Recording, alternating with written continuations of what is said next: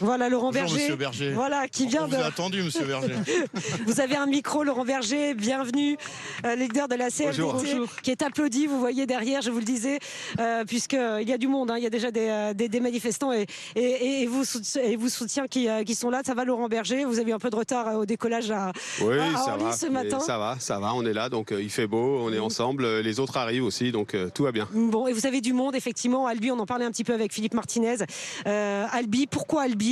Aujourd'hui, c'était important de venir ici. Pour quelle raison?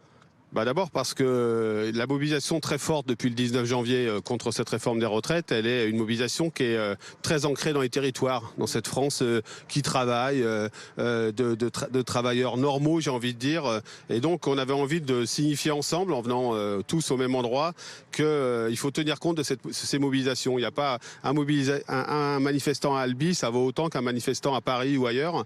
Donc ça, c'était la première raison. La deuxième, c'est qu'on est dans le pays de Jaurès. C'est pas une mauvaise idée de venir ici.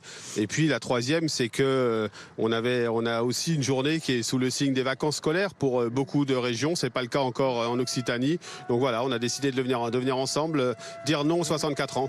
Laurent Berger, je vais vous poser une question que j'ai évoquée avec Philippe Martinez, mais vous n'étiez pas encore sur ce plateau. Quelles sont vos relations à tous les deux? Je disais à Philippe Martinez tout à l'heure, écoutez, on vous a vu en tête de cortège à Paris, vous avez l'air d'échanger, entre guillemets, passez-moi l'expression, vous avez l'air d'être copains, de trouver des accords. Vous vous parlez souvent? Est-ce que vous entendez bien? Ouais, on s'entend bien. Alors j'ai du mal à le dire devant lui parce que je n'aurais pas non plus. Non, mais bien sûr qu'on s'entend bien, on se respecte depuis toujours d'ailleurs. Même quand on exprime des désaccords, on se respecte. Je crois qu'on est deux syndicalistes qui sommes très préoccupés de la situation des travailleurs et des travailleuses. Et puis c'est vrai qu'humainement, ça passe bien. Donc on va pas se cacher. Enfin, moi je préfère être copain avec Philippe Martinez qu'avec beaucoup d'autres. Quels sont les autres? À qui vous pensez? Je vous laisse deviner. Vous pensez peut-être, oui, on ne dira rien. Et aujourd'hui, donc voilà, vous attendez du monde, c'est cette France qui vibre. Aujourd'hui, on attend 40 000 personnes à Albi, il y en avait 20 000. Aujourd'hui, cette France qui vibre, cette France des territoires qu'on n'entend pas assez, qui dit non à cette réforme des retraites. On ne l'entend pas assez, cette France des territoires. Est-ce que l'Assemblée, pourtant ce sont des députés, n'entend pas assez cette France des villes moyennes? En tout cas, la puissance publique, les pouvoirs publics n'entendent pas assez la situation des travailleurs et des travailleuses. Je crois qu'on a un fort rejet des 64 ans, c'est ça qui se manifeste, mais ça coagule aussi d'autres choses. Le recul, notamment dans cette France, dans la France plutôt rurale, le recul des services publics, des questions de pouvoir d'achat, des questions de considération, de respect de la vie des travailleurs et des travailleuses. Donc on a tout ça qui se manifeste, mais c'est vrai que ça catalyse autour des 64 ans. Et donc, aujourd'hui, il ne tient qu'au Parlement comme au gouvernement d'écouter cette mobilisation qui n'est pas nouvelle. Dès le 19, on a été presque un peu surpris objectivement du niveau de mobilisation dans certaines manifestations en région. En tête de cortège à Paris, on s'échangeait les chiffres qu'on avait l'un et l'autre pour voir si on avait les mêmes. Puis surtout pour se dire, waouh, quand même pas mal. C'était très mobilisé dans l'Ouest, notamment à Saint-Nazaire, il n'en parlait pas assez. Mais sinon, oui, c'est clair, il y a aujourd'hui un monde du travail qui dit non, on ne veut pas travailler 2 ans de plus, on veut être respecté, reconnu, on veut que vous parliez de notre travail et pas que vous nous parliez de finances publiques. Est-ce que vous avez des chiffres? Parce que Philippe Martinez nous a donné des chiffres tout à l'heure justement il doit avoir Saint-Nazaire. Il doit avoir Saint-Nazaire. Gaëtane. Oui, en fait, la force de votre unité, c'est de parler d'une même voix. Et ça, c'est une vraie nouveauté parce que on voit bien que vos différences, parfois, vous ont fait prendre des chemins différents. Et là, aujourd'hui, vous parlez d'une seule et même voix, ce qui porte un peu plus ce mouvement.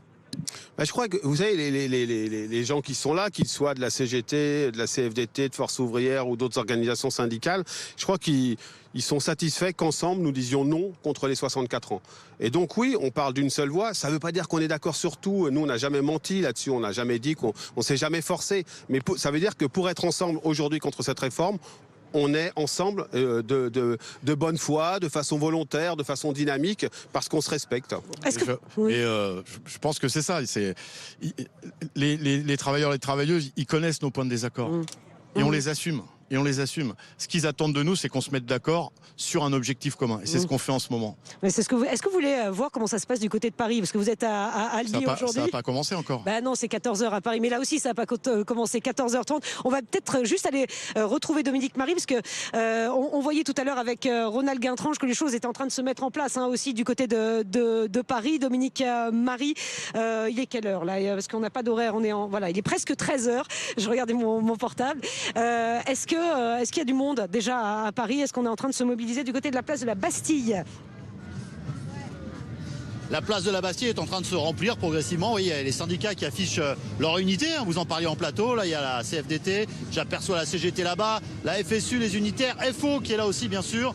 Et puis, il y a Sud également là-bas, les solidaires. Tous rassemblés ici avec leurs ballons du côté, effectivement, de la place de la Bastille qui est en train de progressivement se remplir. Et puis, en orange, on les reconnaît bien, évidemment. C'est la CFDT de Laurent Berger qui est avec vous en plateau, avec un certain nombre de syndicats, syndicalistes qui sont là. On va aller les voir d'ailleurs. C'est déjà l'heure du casse-croûte, ils sont en train de manger leur sandwich parce qu'il y aura un petit peu de marche, 3 km pour aller jusqu'à la place de l'Italie. On est en train visiblement ici de préparer des ballons CFDT Santé, je crois que c'est ça, vous travaillez dans l'hôpital peut-être madame? CFDT Santé Sociaux, on est la fédération CFDT Santé Sociaux, voilà, ça regroupe tout le secteur du sanitaire, donc des hôpitaux, des cliniques, des EHPAD, tous les hébergements, personnes âgées, personnes handicapées. Et c'est un secteur qui est fortement accidentogène. Oui. Là, on nous dit qu'on doit décaler l'âge légal de 62 à 64 ans. Et en fait, on ne parle pas du tout du travail. On ne parle pas des conditions de travail, des conditions d'exercice, de la pénibilité. Aujourd'hui, votre métier, les métiers que vous nous écrivez, ces personnes qui doivent porter des personnes âgées, ne sont pas considérés comme métiers pénibles? Non, absolument pas. Parce que dans le compte personnel de prévention, déjà, il n'est que pour le privé, il n'est pas pour le public. Et dans le compte personnel de prévention, on ne parle absolument pas de charges lourdes. On ne parle absolument pas de manutention, quoi. Et nous, par exemple, en EHPAD, on porte les gens. Et les gens, bien souvent, même ils font jusqu'à 100 kilos. Et donc tout ça, ça nous use. La fatigabilité, elle est là. Et on prend pas ça en considération. On entend votre message et on imagine c'est ce qui vous motive évidemment à manifester aujourd'hui. Départ 14h, direction la place d'Italie. À un moment donné, je me suis... Voilà donc pour Paris. Voilà pour Paris, c'était l'heure du casse-croûte. On disait, est-ce que vous allez déjeuner ensemble? Philippe Martinez, Laurent Berger. Là, il est 13h. Moi, j'ai déjà déjeuné parce que je suis arrivé à l'heure et j'ai mangé de la saucisse grillée avec mes camarades de la verrerie. Et vous, Laurent? Moi, j'ai attrapé un sandwich dans la voiture qui m'amène de Toulouse. Non, là, on va en profiter pour aller voir les gens. On vient pas pour faire seulement une photo. Faut comprendre ça. On a une pratique, je crois, qui est un peu similaire d'ailleurs avec Philippe, c'est que toutes les semaines, on va rencontrer des équipes de salariés, des équipes militantes. C'est aussi ça qui nous fait être légitime sur ce qu'on dit sur le travail, sur les retraites. Donc, on va en profiter là pour aller discuter avec nos équipes. Et est-ce que vous vous parlez souvent tous les deux? Ah bah si autant que nécessaire, c'est comme ça qu'on dit. Autant que nécessaire, c'est pas une réponse à Philippe Martinez.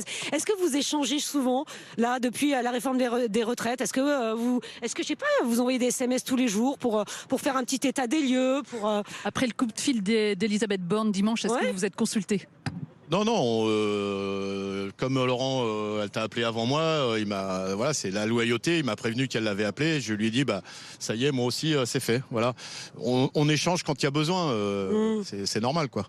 Vous échangez sur le fond, sur la forme. Écoutez, aussi. Vous savez, on tient beaucoup à cette unité, vous l'avez dit, c'est un élément très fort pour, je crois, les salariés de ce pays, d'avoir des organisations syndicales qui, ensemble, rejettent les 64 ans, donc ça nécessite de se parler, mais c'est naturel, il n'y a pas besoin d'avoir un rythme défini à l'avance. Mais quand on a besoin de se parler, on se parle. Oui, vous vous parlez souvent, l'ambiance est bonne. Est-ce que cette union des syndicats, ça va continuer sur la durée? 7 mars, vous avez dans la ligne de mire la France à l'arrêt et après. Est-ce que vous allez tenir? Est-ce que vous sentez que cette unité est là, toujours?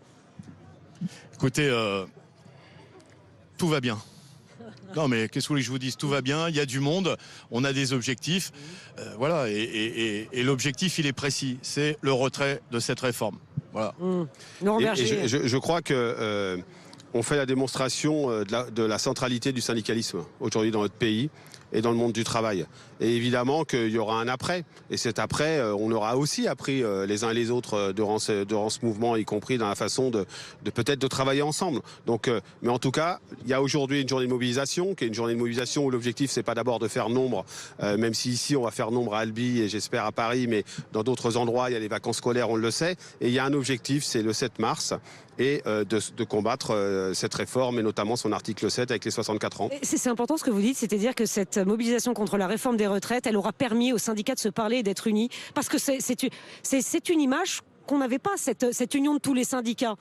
Non, pas de se parler, on se parle, il l'a dit, Laurent l'a dit, je confirme. Mais de se mettre d'accord et d'être ensemble. Ça montre, et j'insiste sur ce qui vient d'être dit, ça montre parce qu'on est beaucoup décriés, et notamment par ceux qui parlent de dialogue social, c'est-à-dire le président de la République, le gouvernement, il y a besoin de dialogue social.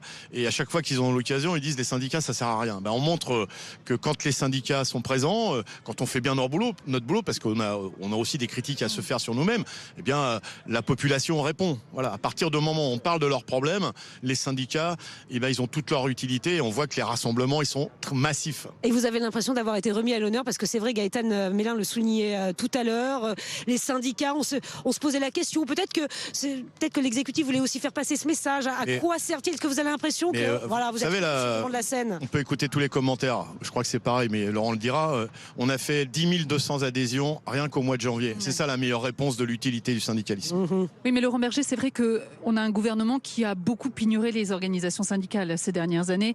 Est-ce que cette très forte mobilisation aujourd'hui vous permet en quelque sorte de rentrer à nouveau dans la danse? Je crois qu'on n'était jamais sorti de la danse. On a essayé de nous faire sortir. Il y a aussi eu beaucoup de commentaires qui expliquaient à certains moments récents de notre histoire que le syndicalisme répondait-il encore aux enjeux du monde du travail, etc. Aujourd'hui, on montre que on est au centre du mouvement social. On en est les initiateurs, les animateurs, et que c'est en réponse à de vraies préoccupations concrètes des travailleurs et des travailleuses. Donc voilà, le syndicalisme est là, il est présent, il montre son utilité. Il n'est pas exempt de critique, comme Philippe l'a dit, mais il montre son utilité tous les jours dans les entreprises. Il faut toujours comparer une entreprise où il y a un syndicat, quel qu'il soit, et une où il n'y en a pas. En général, c'est très clair. Et aujourd'hui, on montre dans la contestation de cette réforme des retraites que le mouvement syndical est de retour. Est-ce que vous avez, Laurent Berger, Philippe Martinez et vous, la même conception du syndicalisme, ou est-ce que ce sont deux conceptions différentes? Non, on vous l'a dit, il y a des différences. Par contre, on a je pense, une même conception du syndicalisme, c'est-à-dire un syndicalisme de proximité, à l'écoute du monde du travail. Et c'est ce qui fait, en tout cas c'est mon avis, la différence avec bon nombre de politiques qui théorisent beaucoup sur le monde du travail et qui ne le côtoient pas assez souvent. Laurent Berger. Oui, c'est ça. C'est dès le début où on a été amené à se rencontrer parce qu'on ne se connaissait pas avant. Il y avait un point qui nous rassemblait, qui était notre capacité à parler du travail concret. Mais tout n'a pas toujours été rose. Ben non, mais on n'est pas. Philippe l'a dit, on n'est pas une seule organisation. Il y a le pluralisme syndical, c'est les deux grandes organisations syndicales françaises, et donc on n'est pas en train de vous dire que demain on va fusionner. D'ailleurs, je suis pas sûr que les militants qui sont là seraient tellement d'accord. On n'est pas en train de vous dire ça. On est en train de dire que, et puis il y a d'autres moments où on sera en désaccord.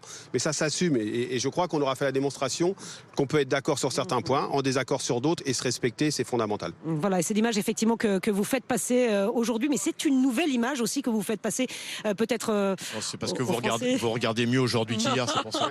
Non, mais pas du tout. Est-ce que vous avez des nouvelles adhésions aussi à Laurent Berger? Oui, c'est ça. On a plus de 10 000 adhésions depuis janvier, vous aussi. Combien la CFDT? On était le 3 février, moi j'ai pas demandé depuis, on était à 10 000 aussi, à des nouvelles adhésions. Et je crois d'ailleurs que c'est un peu le cas dans d'autres organisations syndicales. Donc oui, je crois que le syndicalisme, il est en train de démontrer sa centralité aujourd'hui dans la société et dans le monde du travail, et que ça fait plaisir aux salariés qui ont envie de nous rejoindre. Donc j'ai envie de leur dire, rejoignez-nous encore plus nombreux. Laurent Berger, je voulais aussi vous poser une question que j'ai posée à Philippe Martinez tout à l'heure. Quelles sont vos relations avec Elisabeth Borne, que vous avez eu au téléphone, évidemment, dimanche? Est-ce que vous échangez? J'ai posé la même question à Philippe Martinez tout à l'heure. Il m'a dit que j'étais très curieuse. Est-ce que vous échangez peut-être avec Emmanuel Macron de temps en temps? Pas du tout. Vous n'avez aucun lien, aucun échange avec le pouvoir, pas de remontée. On n'essaie pas de savoir un peu pour prendre la température? Non, pas de rencontre ni d'échange avec le président de la République. Mais de toute façon, je crois qu'il faut que ce qu'il faut que le gouvernement comprenne, c'est ce qu'il faut qu'il entende, c'est les gens, les personnes qui sont dans la rue maintenant pour la 5e fois, en nombre incroyable. C'est le plus grand mouvement social de ces 30 dernières années, de façon extrêmement pacifique, de façon très revendicative, mais très déterminée à faire en sorte qu'il ne travaille pas jusqu'à 64 ans. Mais ce mouvement va se durcir à partir du 7 mars. Ce mouvement, le 7 mars, il va prendre une deuxième phase, j'ai envie de dire. Oui, on projette de mettre la France à l'arrêt. On veut d'immenses manifestations le 7 mars et tout un tas d'initiatives qui vont montrer la détermination du monde du travail. Et n'oubliez pas le 8 mars.